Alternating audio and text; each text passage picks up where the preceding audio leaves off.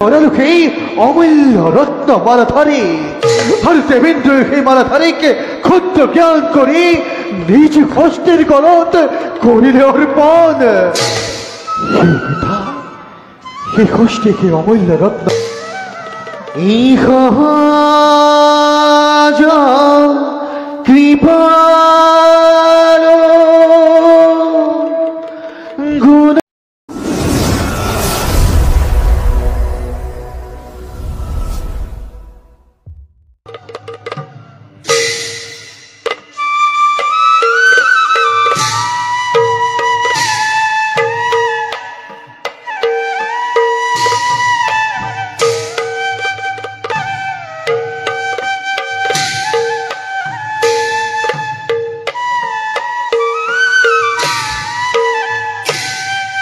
প্রবেশয় সভার মাঝে দেৱ সৃষ্টি কৰ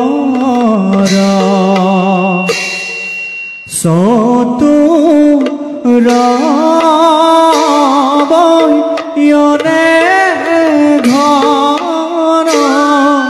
দেখি মনোহৰ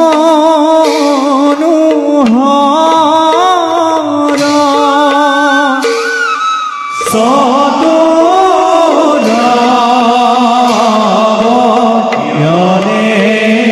ঘৰ দেখি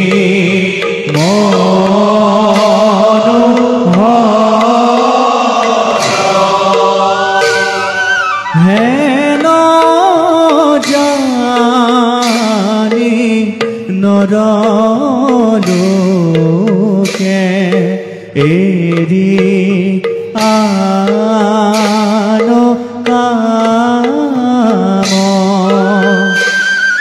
পাতক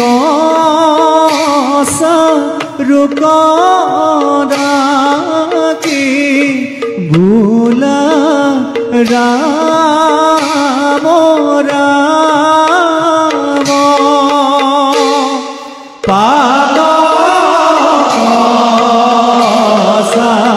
ৰূপ ৰাখি বোলা ৰাম ৰাম।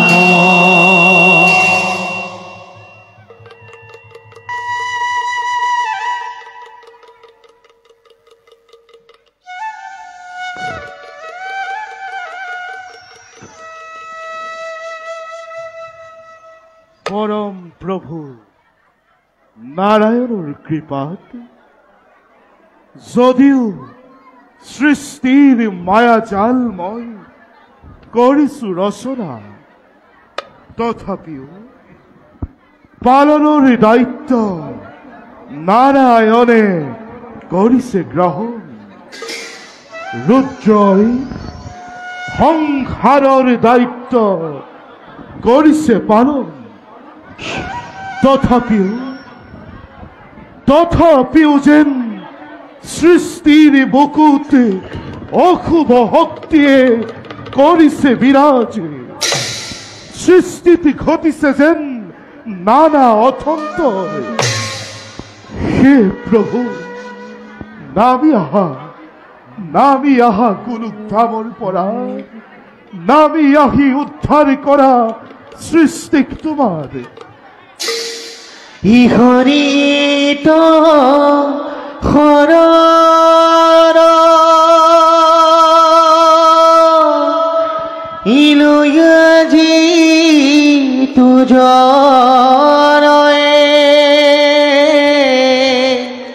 ইহৰিৰ চৰিত্ৰ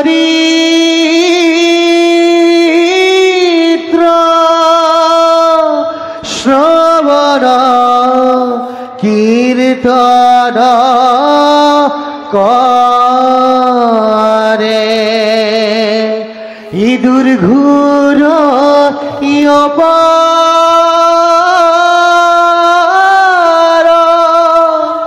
সংসাৰ সাগৰ ঋতু মহাজরে অতীয় প্রয়াসে তরে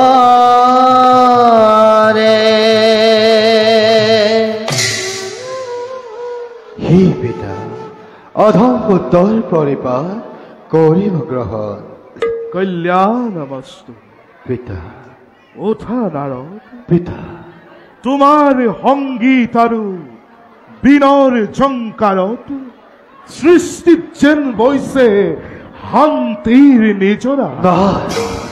বাৰু কোৱাচোন পুত্ৰ, পিতা পাইছানে কি সম্ভেদে আগন্তুক বিপদৰ?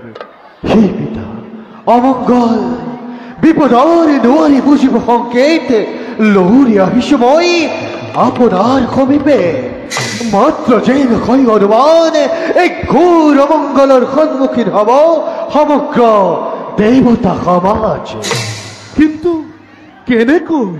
হে পিতা মহামুনি দুৰ্বাসা লক্ষ্মী আয়েক অমূল্য ৰত্নধাৰী মালা কৰিছিল প্ৰদান, আৰু সেই মালাধাৰী দুৰ্বাসাই পুৰন্দৰক সযত্নে ৰাখিবলৈ কৰিলে অৰ্পণ। কিন্তু কি পুত্ৰ? কিন্তু মই প্ৰভুৰ নিৰ্দেশ ক্ৰমে মতি ছন্ন কৰাই অৱজ্ঞা কৰালো সেই অমূল্য ৰত্ন মালাধাৰী, আৰু দেৱেন্দ্ৰই সেই মালাধাৰীকে ক্ষুদ্ৰ জ্ঞান কৰি নিজ হস্তেৰ গলত কৰিলে অৰ্পণ। সেই পিতা সেই হস্তে সেই অমূল্য ৰত্ন মালাধাৰী ক্ষীৰোদ সাগৰত কৰিলে বিসৰ্জন, আৰু সেই কথাতেই ক্ৰোধান্বিত হৈ মহামুনি দুৰ্বাসাই লক্ষ্মী ভ্ৰষ্ট হওক বুলি দেৱেন্দ্ৰক ব্ৰহ্মশাপ কৰিলে প্ৰদান। পিতা সমগ্ৰ ব্ৰহ্মশাপত জৰ্জৰিত আজি দেৱতা সমাজ। কওক পিতা কিবা দৰে দেৱতা সম উদ্ধাৰ এই ব্ৰহ্মশাপৰ পৰা? পুত্ৰ পিতা সঁচাই প্ৰভুৰ মহিমা অপাৰ। তেওঁহে বুজিব তেওঁৰ এই লীলাৰ কথা। যদিও মই সৃষ্টিকৰ্তা, সৃষ্টিৰ ৰহস্য অতীত। তুমি যোৱা পিতা। যোৱা পুত্ৰ। ভাল পিতা তোমার আজ্ঞাকে কিরকত করি যাও এবে নিষ্কর্তব্য অগ্রসর। ইহজ কৃপাল গুণক প্রকাশে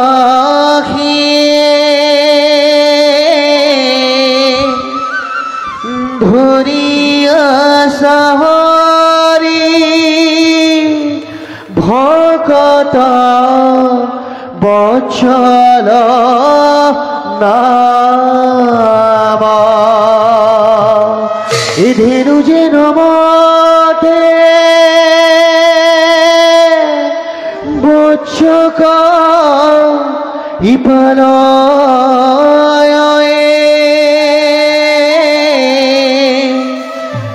তুমি হিমতে ভকত কপালা রাম। ময়ো এবে কৰ্তব্যত হওঁ অগ্ৰসৰ।